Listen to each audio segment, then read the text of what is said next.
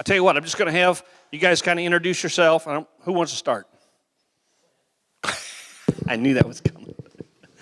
Clint, Barry, and I'll just ask you, just as a real brief thing, all of you currently work with Bieber customers.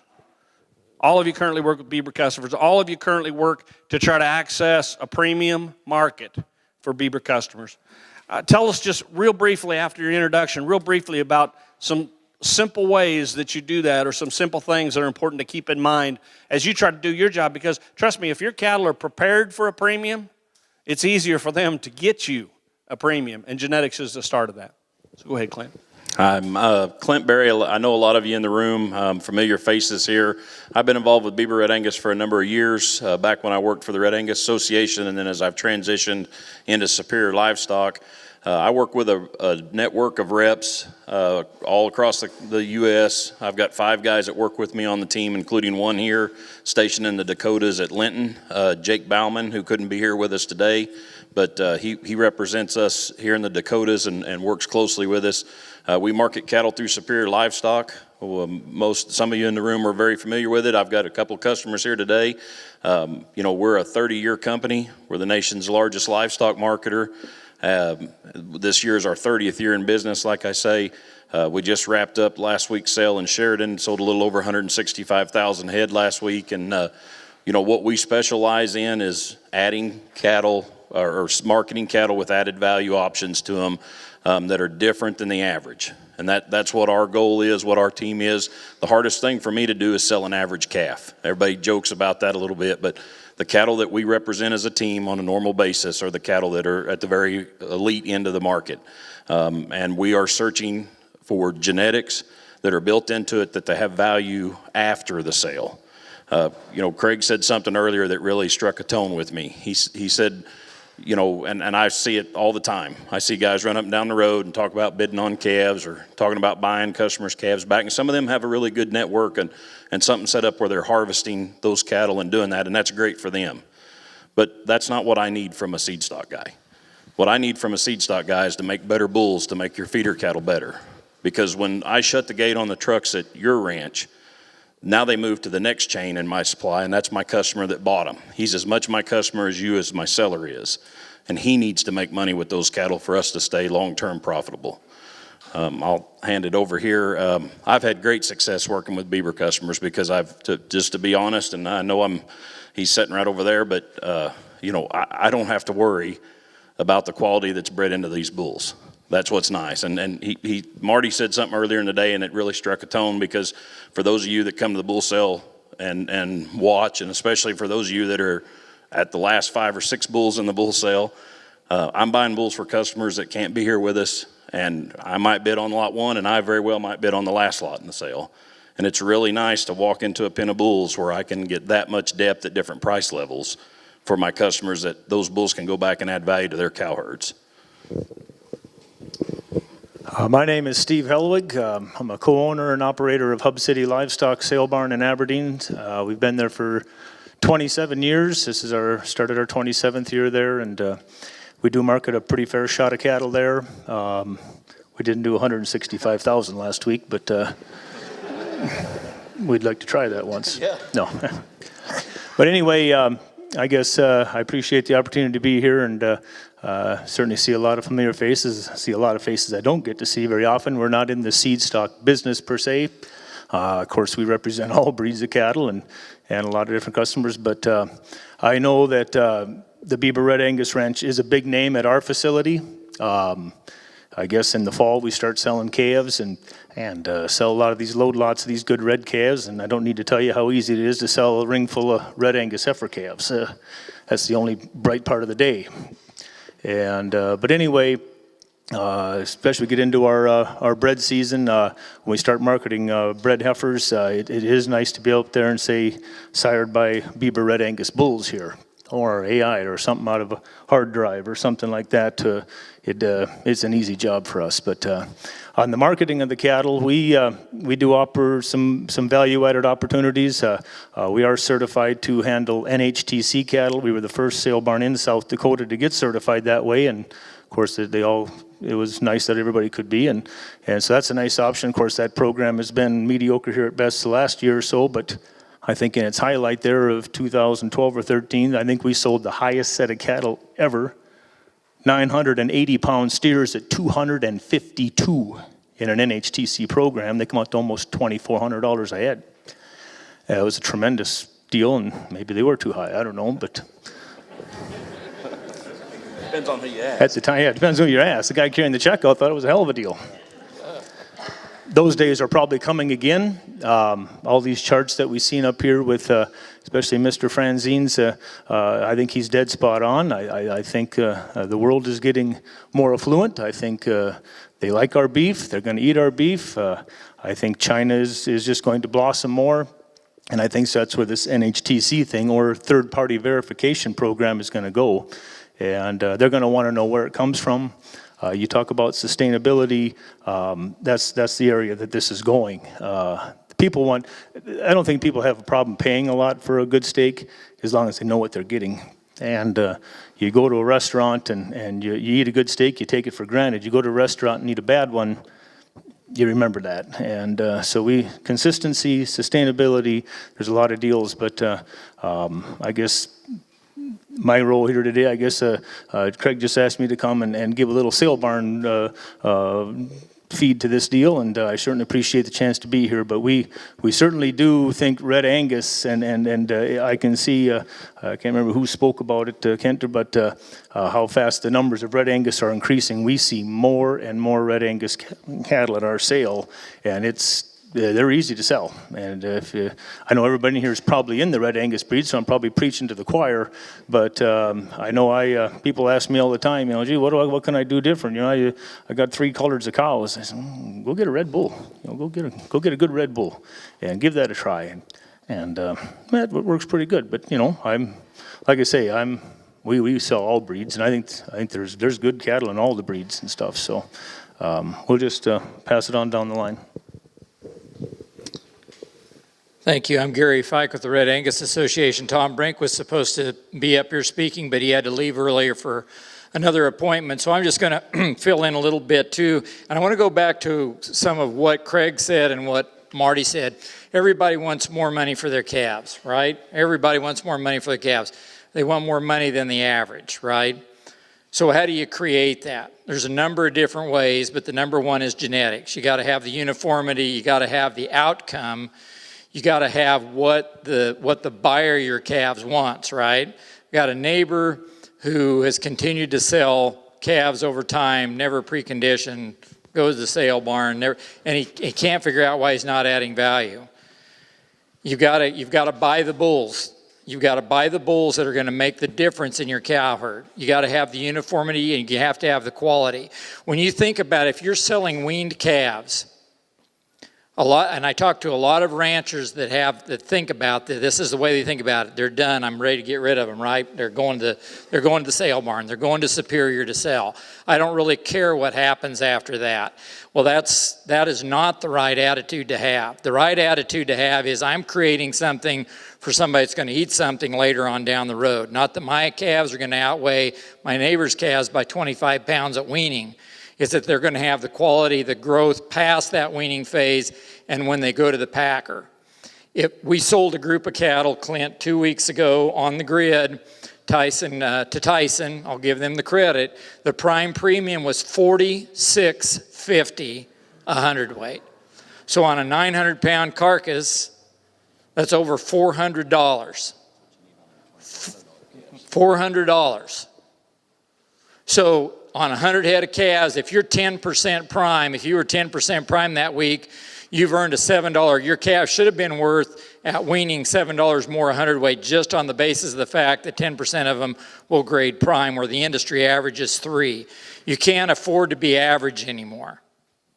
If you look at the grids and you look at what the premium is paid at the packer on the boxed beef for a CAB versus a low choice, it's $11 a hundred. $11 a hundred. So there's another $120 over a low choice.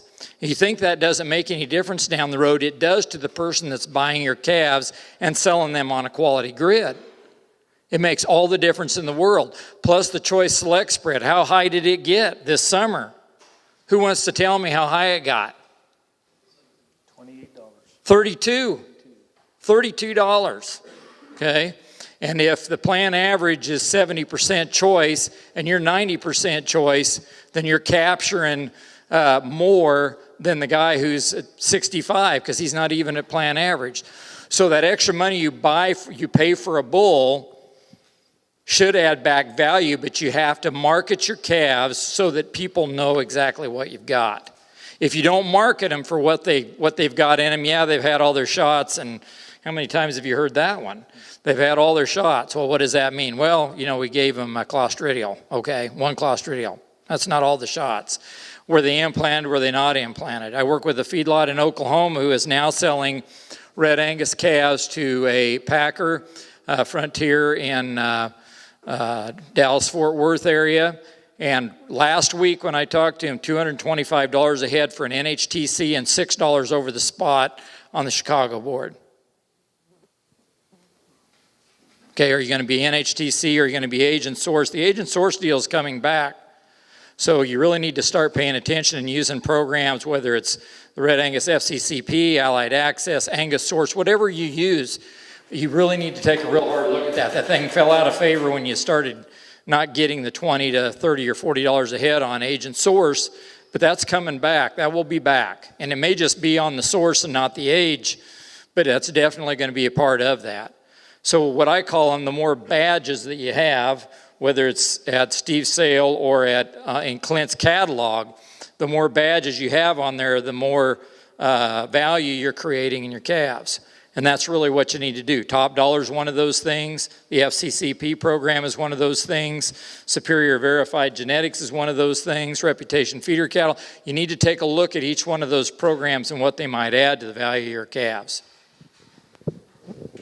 That was good. That was good. Just real briefly, kind of along those lines, what is, I know some of you have more data than this, but when cattle come in that have branded genetics, in other words, you can recognize them. These are out of Bieber bulls, or these are out of Red Angus Top Dollar approved sires.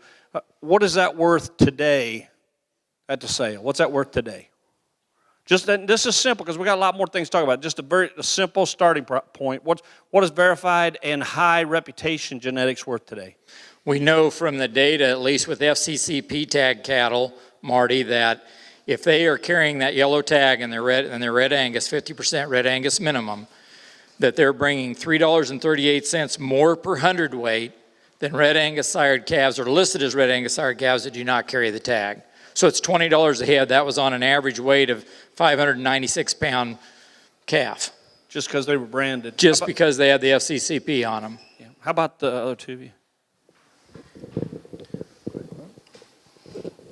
The part of the data that Gary is referring to is harvested from our summer sales season through a third party at Kansas State University and Merck Animal Health that looks at it and evaluates those programs. So the number that I'll spit at you was issued to us in January.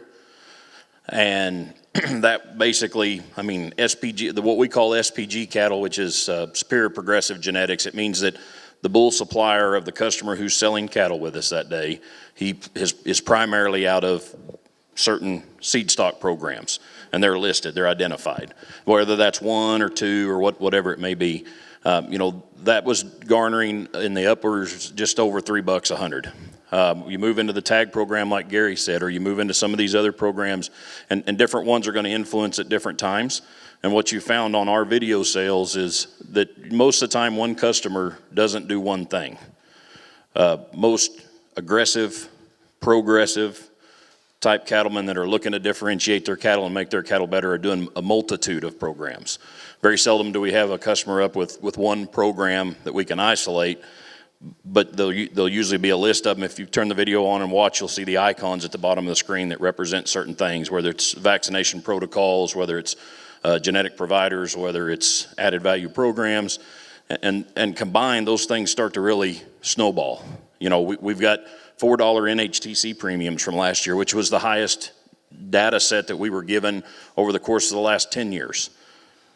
And if you'd asked me in March if I would be sitting here encouraging my customers to look hard at NHTC verification, which is a $1,000 to $1,500 audit at the ranch, I would have kind of chuckled a little bit, because when I run the math comparing a non-hormone treated calf, meaning no implants, but it's third-party verified, versus implanting, the mathematics don't quite make sense.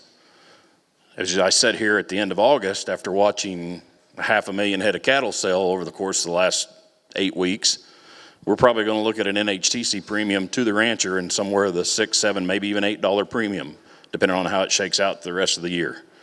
And that is an influence like what Nate was saying earlier, because we had something happen to us this year that changes things. And that was an opening of the door into China. Now, we've been selling beef to China before. We sold it to Hong Kong, and then it come through the door to China. So we have a market share there, but we don't have a very good market share there yet. But at one time, China was a very large consumer of our product, and they soon will be again. And I think there's I think they're overvaluing some of the NHTC cattle right now, meaning that, I don't think magically in January we're going to need 2 million more head of cattle to go to China. But ask me that in 5 years. The beautiful thing for us is we're getting access to the single largest consumer base in the entire world for our beef, and that's good. And all this that I'm saying, the point I want to drive home to you is, in March I had one philosophy, and sitting here in August I have another. Now, there are certain things that never change. The attitude of, like as Gary mentioned, if you're not interested in your cattle making money for the man that buys your cattle, we're probably not going to have to worry about you being in business for much longer. And that's just the cold hard truth. Because if the person that buys your cattle isn't profitable, it's not going to take very long for you not to have a buyer. And that's just simple supply and demand. And we all understand that. No different than Craig does. If he's not caring about what his bulls do at your ranch and whether or not it increases your profitability, he's not going to be in business very long either. That philosophy of building value and spreading it out down the chain to make us all more profitable is what we're seeing and what we're delivering on. And, especially over the course of the last decade, it's what Superior hangs its hat on. You go back and look at our market report from last week, and it's not uncommon. And last week, there's some cases that's even larger than this. You'll see $20 spreads in cattle. You'll look on there and see 6 weights that sold $20 spread. Now, not 100% of that is attributed to one thing, but 100% of that is usually attributed to an attitude of building a better product and then marketing it correctly. Getting it out to people that are searching and ready to compete on that level. And that's the beauty that price discovery brings, because otherwise it would be a flat rate and it would be a commodity-based deal and a market that everybody was set on a certain price.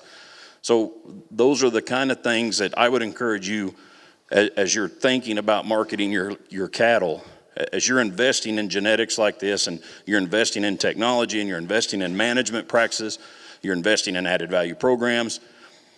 The beef business is a funny thing. We're all so busy working that most of the time we don't think about the big picture, like what Nate was saying about plan of action and doing things. We spend 364 days out of the year building and working to make our product, and one day going and watching it sell. We need to spend a little time marketing our product. You need to invest, and not everybody's great at that. There are most things I'm not great at either, but we need to invest in marketing our product after we take the time and energy to do this, to differentiate them. And if you'll take that approach, I would encourage you to take that approach and be fluid. Work with somebody that understands that the market dynamics change. Certain things don't. Higher genetic value cattle are worth more in every market we have. They're worth more in the high market when calves were $1,500 off the cow. Everybody remember that? Our better genetics were worth more then. And they're worth a whole lot more when you move into a market where the cattle are worth less as a general. The price difference we see when cattle are going down or staying level, and when the market is moving downward or staying level, the better cattle are worth more, not less. When the market's on a complete trend up, they just want to own everyone they can get. Would anybody else deny that? That's common sense, right? If a calf I buy today is worth more tomorrow, give me all the calves I can get. But when the market goes steady or goes lower, the cattle that make you money are worth more. And we see it every time, like he was talking about trends and cyclical nature. We see that gap spread. You'll make more money in the hard times, or the middle ground, you might call it, building better cattle and marketing cattle, capturing that greater amount of value than you do in the high times. Enjoy the high times. I'm not saying don't do that, but right now is where we cut our teeth. This is where we make our money, right here. This is what differentiates us and the people that won't be in the business 5 years from now. Next question, I think he got her. If you don't want to hear what Clint has to say, don't give him a microphone. We got some questions. Surely you guys got some questions. I'll try to come to you with a microphone. Who wants to be first? Nobody wants to be first.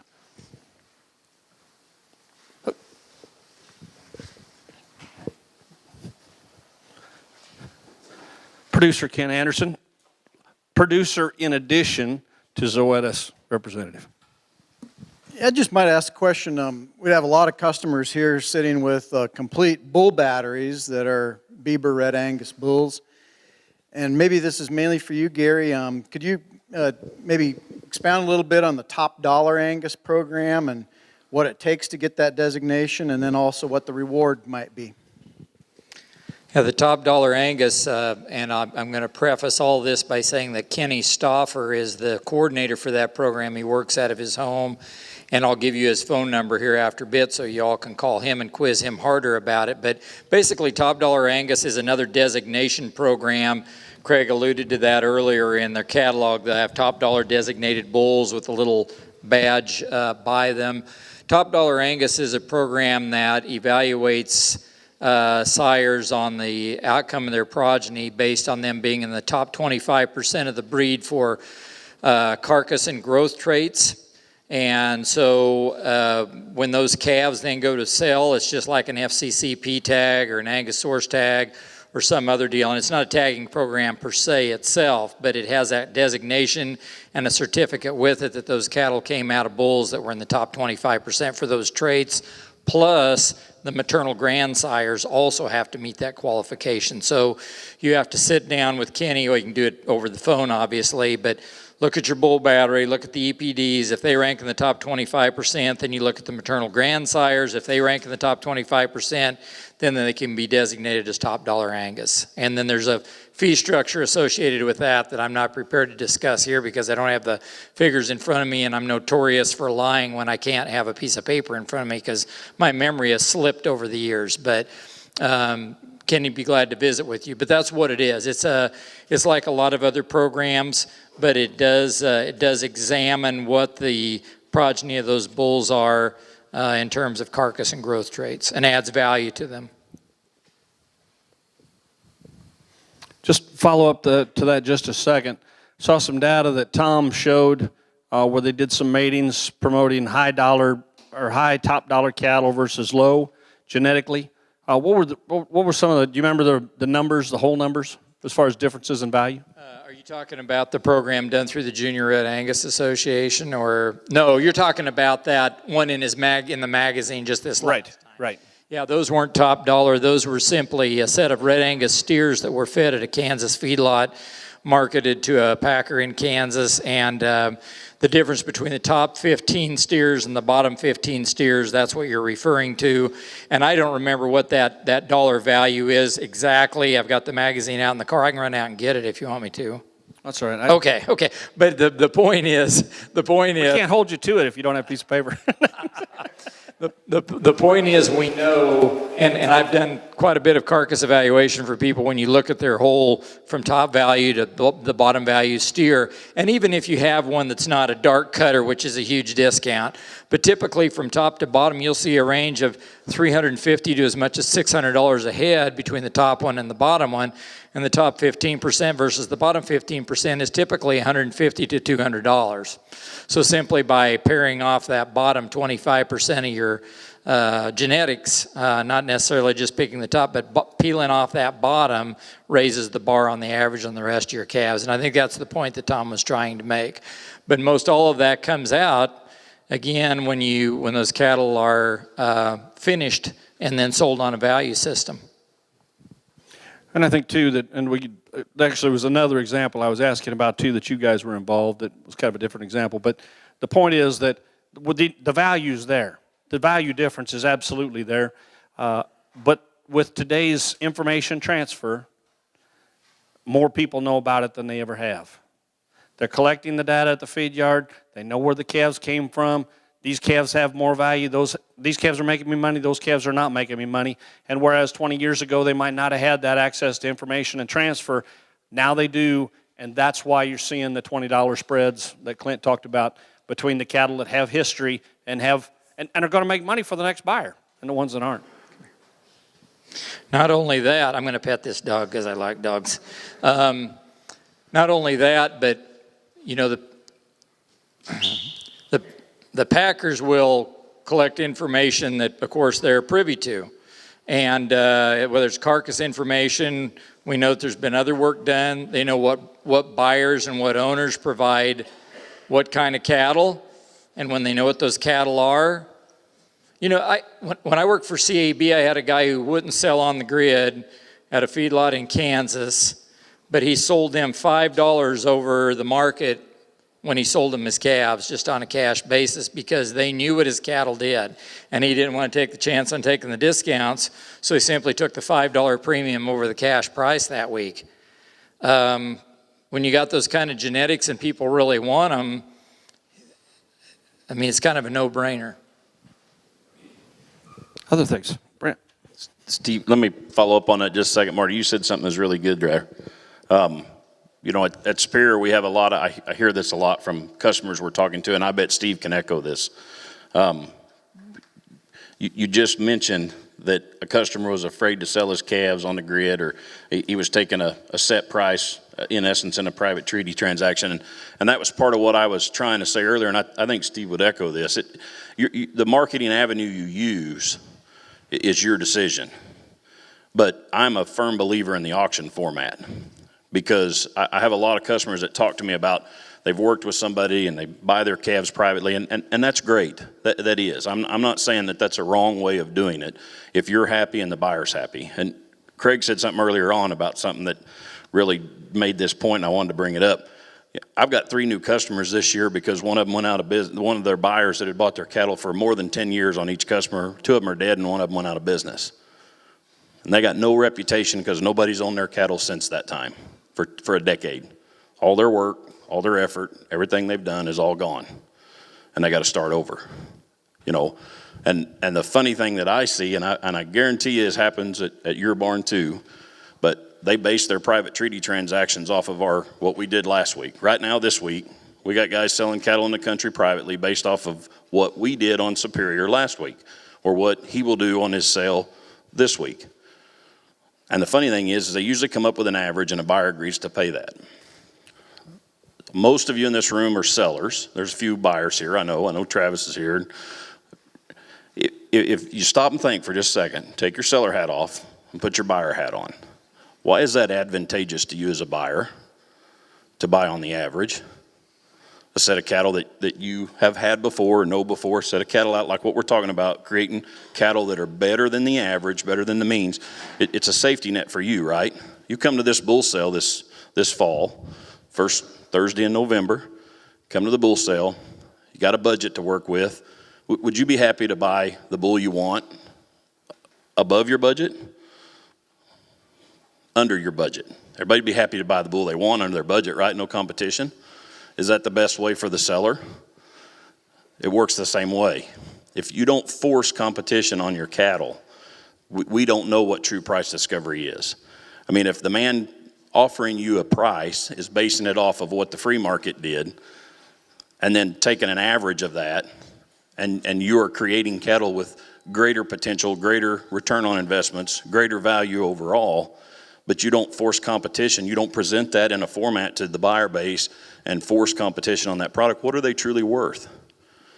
You heard them talk about $200 difference in premiums on a pen of cattle. Well, over time, I'd like to capture more than $2 a hundredweight on that $200 premium ahead. Anybody else disagree with that? I run grass cattle, run cattle out to heavier weights, you know, depending on the year, depending on moisture. And I don't want to pay a dime more than I have to for the cattle, but I want the best ones I can get to make me the most amount of money. But if I knew that I could make $200 per head, let's say on a set of calves, and you're happy with me giving you 30 of that, I'm okay with that scenario. That's a pretty good scenario for me, right? I mean, I got a lot of risk. You got to let me make some money too, but you know, if you could force some competition from me and I had to pay you 50, that's better for you too, right? And I'm still happy. I'm still going to buy your calves. So, I mean, the thing that I'll tell you is, as you invest in these kind of things, 364 days out of the year, you're working to make a better product.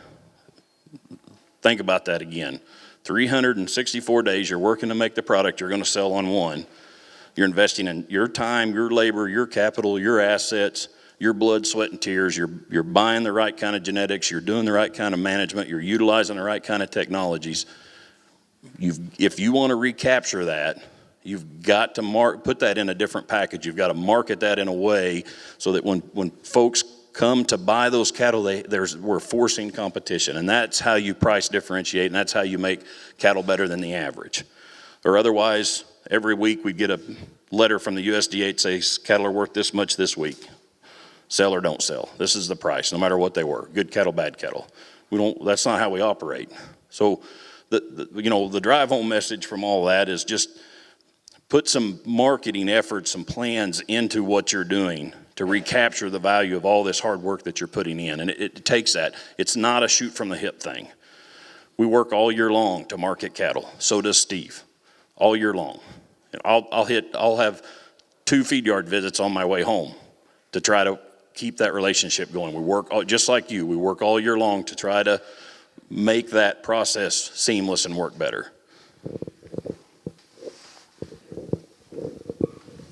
Quick question. Assuming everybody here has got the genetics and we're selling feeder cattle through one of your programs, how do you want me as a producer to come to you to get ready to prep those cattle for your marketing channels? What's the best way for those out here to learn how you want them ready to go beyond the genetics? Well, the sale barn business would be different than Clint's business. Well, kind of not really. I guess let's just say you're selling calves and you want to sell your calves the first week in November. You know, if you and I have been doing business for the last 15 years, I guess I kind of know you sell your calves around the first part of November. Well, the one thing that I would stress you know, more important than ever now is preconditioning shots. First round of shots in the pasture, whether you give the booster shots or not. I guess the big thing is that, oh, geez, they're going to give the shots anyway. Well, maybe that used to be true, but it's not anymore. 95% of the calves that we'll sell in the fall at our sale barn, they will take the shot record with them now. And we keep them on file, because I'll guarantee you if an accident gets forgot, they'll call back, I forgot that shot record last week, can you get it to me? And we keep them now. We can keep them for a year. And we get a file, 2017, we got it going now. And shot records, shots are huge, huge. Obviously, first week in November, if you sell your calves with us, they're probably coming off the cow, so that's fine. What I do to make them sell better? A little bit what happens, South Dakota is 2 states. I always say it's 2 states. East and West. There's East South Dakota and there's West South Dakota. East South Dakota, we do things, oh, I gotta sell my calves this week. I'll get more. Today's Monday. I had to go out at noon because I had 9 phone calls. I think I'll bring some cattle Wednesday. Well, I didn't get a chance to advertise them. I'll quick get them on the internet tonight. West River, I think they decide today, well, I know they do, which day they're going to sell their calves in November, October, December already. That is a huge benefit. Now, I'm not saying we don't get some of that in the East. I mean, Tommy Schnabel, we sell them the 3rd week of January pretty near every year. Same thing here. I mean, so I'm not saying that's every case, but advertising is huge now, especially if you've got, you know, I could see if you got 17 calves, there's going to be 9 steers and 8 heifers and 3 sorts. Yeah, bring them this week, next week, whenever you want. We'll be all right with you. But you take Miles Bretsch, they got 300 of the best red Angus steers we'll sell. Did it help to know about them 10 days ahead of time, 2 weeks ahead of time? We get a lot of buyers ask us, when are Joe Schmo's calves coming this year? Well, I said it'll be the 1st or 2nd week in November. I'll let you know, so we let them know. Advertising is huge. Internet is huge. Everything. I don't know the exact figures on how many hits we get on our website before a sale, but it'd be astronomical, astronomical. And I get calls over the weekend. Hey, I see on your website you got these 300 red calves. Whose are they? Sometimes we put the name in, but it makes a difference. There's a lot of repeat buyers. I mean, we don't know it at the sale barn because it's a lot of 80-90% of the calves are bought order buyer now. Very few farmers come out to the sale anymore. They're busy.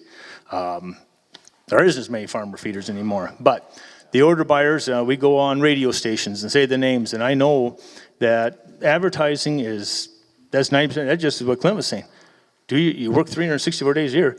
Give us 2 weeks. That's what you pay us for. That's what you pay him for. Advertise those cattle. Get out, especially if you've got something we can work with, and most everybody does. I mean, the poor operators are done now. You guys have got good cattle, preconditioning shots, just stuff like that. Now, of course, a wean calf later on is worth a little more than a balling calf is worth. There's just different. Are they in the NHTC program? We just got certified 30 days ago through JBS to start selling drug-free cattle again now. You couldn't sell a drug-free for the last 2 years. They wouldn't buy them at a sale barn. Now we had to go through a certification process. It's almost identical to the NHTC thing. We've got that now.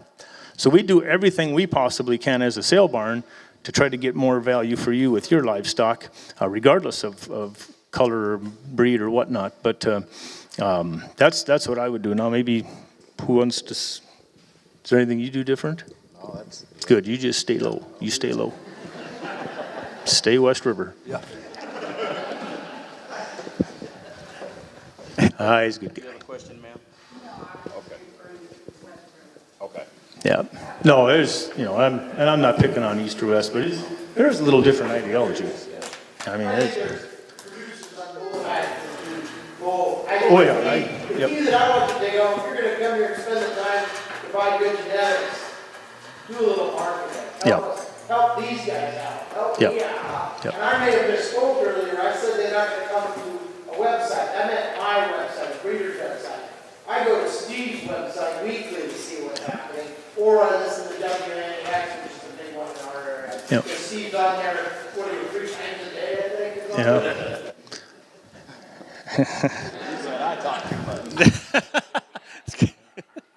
Don't listen to Yankton on Tuesdays if you don't want to listen to me. Yeah. But you have to do that, and that's what you folks pay us for. And and I mean, that's what it is. And we'll, if it'll do some good for you, we'll do it. Different papers, newspaper, I mean, the internet, it's just whatever it takes, and phone calls or whatever. So, yeah. If I sort a load of steers, pick your weight, and I'm going to be honest about it. Let's say 70 head, 50 of them qualify for the Red Angus program, and I go in with the other 20 with the Allied Access tag. Does that make things confusing for the buyer? Or are they just flat out looking for the source verified? That would be for maybe depend on the buyer, I guess. To me, if you come with 70 steers to my sale this Wednesday and it's 56,000 pounds of cattle and they're Red Angus and you got the tag in, I would try to market them together. Now, if a buyer comes to me and says, hey, the Coons Northern Cross Ranch has got these steers, I can give you a whale of a prick ticket on those 50 if you take those 20 off. Well, I'll put him on the spot and say, well, what is the premium? And if it's good, whatever way we can get you the most money is the way I do it at our barn. You bring a set of bred heifers in. You got 20 bred heifers and there's one heifer in there with her head up. Would I like to just put her in there and get her through? But somebody says, boy, you take her off and I'll give you 1,800. Boom, I'm gonna go to you and say, I think we better sort that one off. You wanna take her home, or, to me, we work for you with them. And that's what we do. And, I got to get along with both sides. You're paying me to do it, but I'm going to try to make you more money is what I'm going to try to do. Clint, answer the same question. Split load, 25 or 75% are Red Angus tag, 25% are Allied Access. And the answer to that is it depends on the buyers. If a guy is feeding agent source cattle, both tags supply exactly what he's needing. It doesn't matter. No different than if had a Superior Verified tag or an I Am Global tag or a Samson tag, they're agent sourced. They either are or they aren't, one or the other.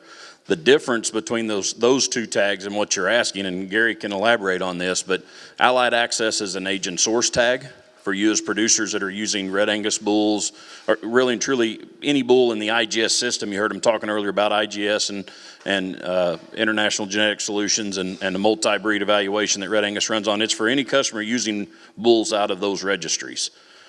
The Red Angus tag is solely for the use of cattle that are at minimum 50% Red Angus genetics. It also does the agent source, just like the other one, but it also has a genetic component. And what that genetic component is searching for, the reason there's a premium in that is buyers have known after, help me Gary, 24 years? 24 years that program's been out there. So it took a long time to cut our teeth. I will tell you 10 years ago when I went to work for Red Angus, there wasn't a premium for yellow tag calves on a vast scale market database. It wasn't there. We couldn't prove it. It took a long time to where buyers had confidence in that. And what they're buying when that yellow tag is consistency. They know that those cattle are a minimum, and most of the time, I'm going to bet 85% of every Red Angus tag calf is multi-generational Red Angus. Most of them aren't 50%. They're, they might be 5 generations of Red Angus or more. Most of you in the room would have a similar type calf. And so those buyers know that they're getting a calf with a certain amount of consistency, something they're familiar with that they might put, because remember, that buyer's going to take those, in this scenario, 50 and 20, that buyer's going to probably take those 50 Red Angus calves and he's not going to feed those 50 together for the rest of their life and kill them. He's going to feed those 50 with another 450, or 250 and market them that way as big load lots going out. So in that scenario, it depends. If a guy's only wanting yellow tag calves, then yeah, he wants a whole pen of those yellow tag calves, and for your cattle to fit in that, he's probably not going to want the Allied Access tag calves. If he's wanting agent source cattle, it wouldn't make any difference to him at all. Both of those would satisfy what he's after. And to be fair, that yellow or that Allied Access tag calf may have the same blood content. We just can't document it, because of the restrictions that USDA places on that. So all those things differ. Your scenario, let's change it around. We've been talking about NHTC or whatever. If I got a customer that's got several loads of cattle and he's got NHTC cattle and he's got one truckload left at the end of it and half of them are NHTC verified and the other half aren't, then that load of cattle is not NHTC verified. I mean, that's how we have to do it, because I have to represent to the bottom denominator on that load. So it depends on what we're talking about. Like in your instance, if I am representing that set of cattle and you want to sell them together as one deal of 70, then we're going to advertise those cattle as Red Angus, and we're going to advertise those cattle and depending on what your breed makeup is, you're going to have to go through your bull battery with me, and we're going to define that and breakdowns for the genetics on that bull battery. We're going to market those cattle as agent source, because I can't verify the 20 calves not carrying a yellow tag. I can't call them that. Had that question today with a guy that's wanting to sell wean calves with us. Our wean protocol is 45 days. And, you don't fit our VAC program, our VAC 45 program, if they're not 45 days. If they're 46 or 45, you're good. If they're 44, it doesn't count. You got to wait a day. I mean, it's the black and white of what the program specs are. Does that kind of help what you're asking? Yeah. Okay. Everything that Clint said was correct. So no, I don't really have anything to add, but I will say that, you've seen the superior data in the past, which we haven't mentioned and previously today, is that the Red Angus calves, according to that same research, and we got the updated research 2015, that Red Angus calves brought more than any other breed type in all of the sales, not just the summer sales, but all of the sales from 2010 through 2015. The heifers, when you made breed comparisons, I'm just throwing this in because, see, I don't have to be particular. I'm only for Red Angus, okay? But the heifers brought the steers, black Angus sired steers, Red Angus sired steers, Charolais sired steers, all brought the same money statistically, okay? Same money. The Red Angus heifers brought $6.50 more than a black Angus heifer per hundredweight, and brought more than the Charolais by $2 or $3. So, okay, you've changed my environment now. My microclimate has changed. But anyway, so the cattle are worth more, but again, the Allied Access, most of the Allied Access calves are high percentage Red Angus calves anyway, right? Just like Clint, I think, said. So, you know, if you're just looking for Red Angus calves and don't care about the tag, then, but again, it's dependent on the buyer and who's there that day. Question? If I understand it correctly, the person who's certified by Oh, yes, ma'am, absolutely. so what kind of a premium do you get if you have both versus you have one or the other? That's hard to quantify at this point because primarily because Top Dollar is basically in its second year. Most of, let me think about this for just a second. I don't think there has been, I don't think I have repped a set of cattle that were Top Dollar that were not yellow tagged yet. Primarily because I handle a lot more Red Angus than I do any other breed type. Red Angus, then Sim Angus, and then Angus. And so I don't rep a set of Angus sired Top Dollar Angus cattle. I rep several sets of Top Dollar or Red Angus sired Top Dollar Angus cattle that are also carrying the yellow tag, because it's that snowball effect I was talking about. Let's utilize the strategies we can to add the most amount of value, because what I really want is I want a customer who wanted to buy those yellow tag Red Angus calves because he likes them. He's fed them before, or he's familiar, he's got other Red Angus calves, and he wants to put yours with them to compete against the guy that wants to buy the Top Dollar calves that maybe used to buy Black Angus and he's interested in taking these because all he really cares about is how they grade for him when he harvests them. To maybe compete against the guy that wants to feed agent source cattle, to compete against the guy that maybe wants to feed NHTC cattle too. And then you have programs that require several steps along the way because they want to buy cattle that they can market different ways, because just like what we talked about a while ago, what we look at every year, the market is fluid. It's a living, breathing thing. And we have variables that come in, and we have prices that spike for certain things when buyers get aggressive on this or get aggressive on that, and market changes, cost of feed, everything else. All that stuff plays into it. And so at one point, one of the programs that may have delivered you the most amount of attention the year before maybe is one of them that's pretty stale this year, or vice versa. You know, and it's hard to predict that long term, but what isn't hard to predict is if you're doing multitude of those things, because just think about this simple concept of, if I cook that big juicy steak that we were talking about earlier on the screen, made the joke about, and I get it off there and I cook it medium rare and I bring it over to you and I drop it on the floor and I kick it over to you with my boot and say, there's your steak, isn't that the exact same product if I walk it over and hand it to you on a plate with a knife and a fork? It's the exact same product, right?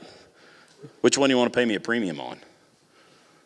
In a restaurant, you want the one that I just kicked over to you on the floor, or do you want the one I brought over to you and set down in front of you? And your cattle can be the same thing. It's the same concept. How do you want that presented, and how do you expect a buyer to how do you know, if you cater to the buyer a little bit and think about how he wants to buy them, that's like what Steve was talking about giving us a heads up. You know, I'm lucky in our scenario, because if you call me this week and want to sell your cattle next week, I'll tell you we can sell them in 3 weeks. That's the way it works.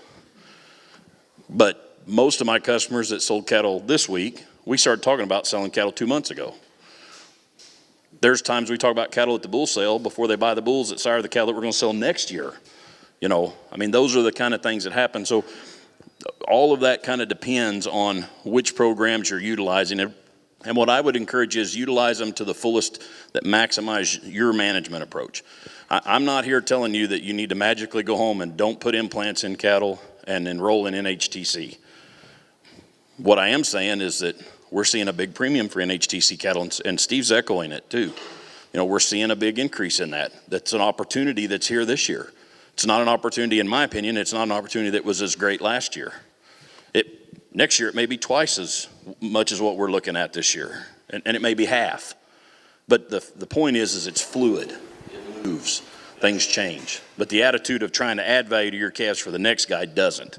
And that's the difference. The preconditioning shots. Our data will show you, and I got decades of it, But our data will show you that a weaned VAC 45 calf, which is 2 rounds of shots in the fall prior to delivery, weaned 45 days, is $10 a hundred over a calf that gets shots at branding. $10 a hundred. Tell me again that weaning doesn't pay you. I realize that we have times just like this year we're looking at with drought stress, and we're limited on resources, and we're limited on management, and that's a different conversation. But yes, a weaned calf is worth more every day, every single day. And I can back it up.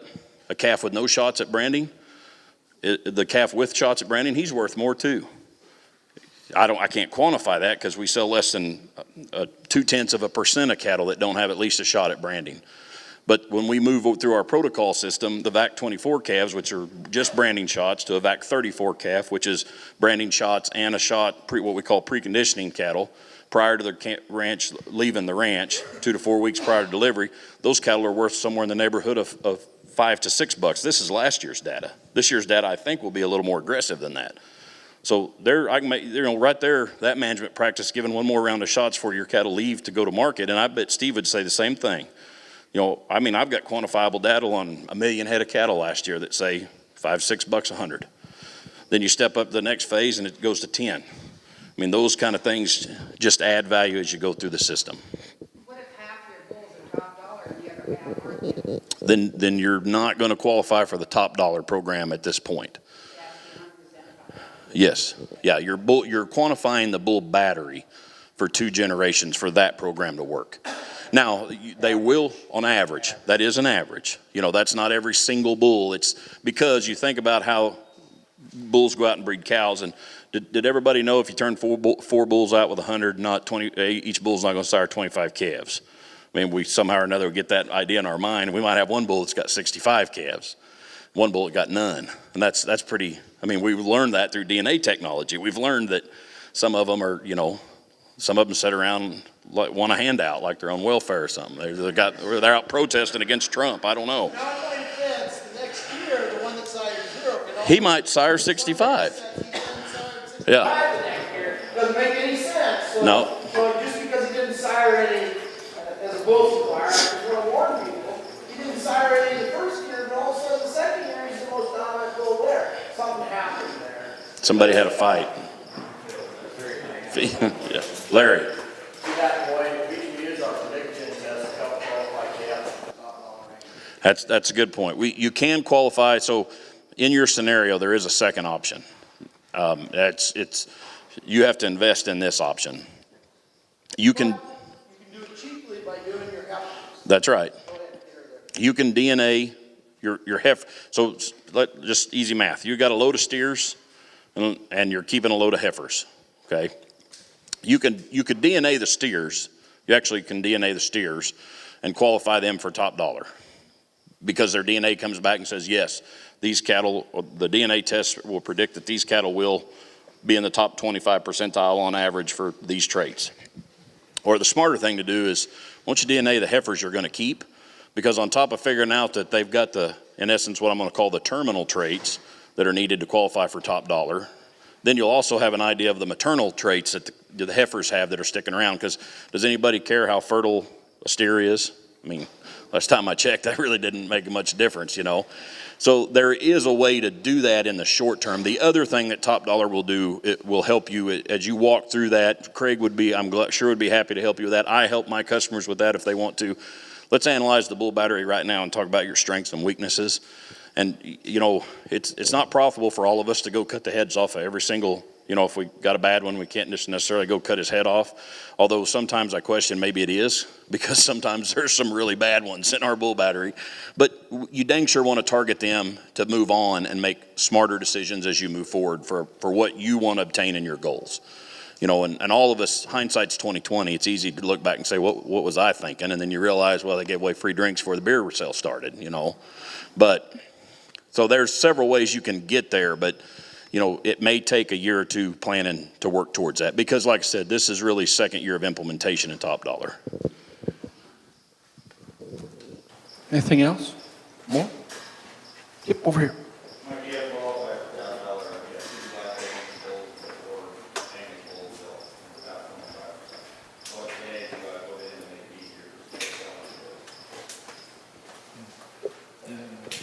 Well, I'll give this over to Clint too, but it really doesn't matter at that point what tag you use. If you're using top dollar, I mean, it's eligible for both black and red Angus sired calves, so it doesn't matter whether you use Angus source or FCCP tags or what a ranch tag, as far as we're concerned, unless you're looking at agent source value too. You don't have to tag them at all for top dollar. Yeah, right. Because it in essence enrolls your program. Yeah. The yellow tags are already. Yes, yes. No, they don't have to be red hided. They just have to be 50% red Angus, because they could be black hided and carry that tag. Yeah, they're fine. Yeah, they count. They're red Angus. Yeah. They're Angus or red Angus. Yep. Well, they're black red Angus, right? Yeah, they're black red Angus. We'll have a discussion of what a black red Angus is afterwards, in depth. It's like a Democrat voting for Trump.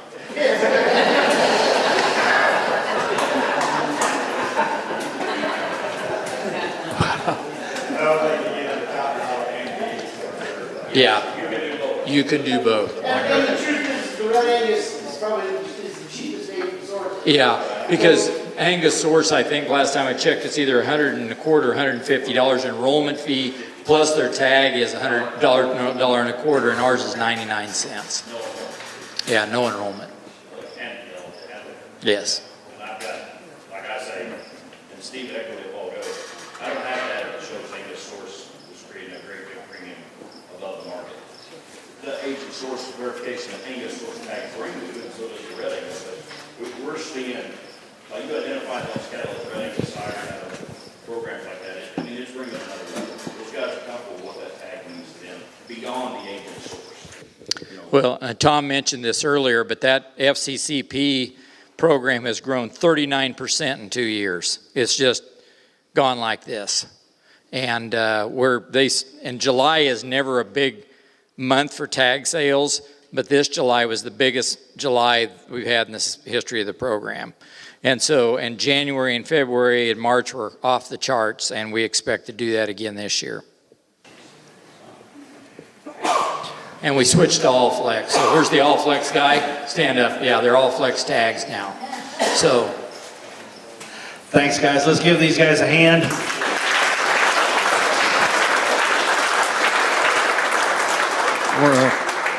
Don't want to cut the questions off, but I know some folks were interested in moving on down the road. These guys will be here for a little while. If you got more questions, got questions for Dr. Anderson, questions for anybody, please feel free to stick around. I'll be here a while too. But Steve, Clint, Gary, thanks for doing a great job. Give them a nice hand one more time. And I'm going to turn this over to Craig to bid you adieu. And again, thanks again to the Biebers and Craig for putting this on. Give the Biebers a nice hand too.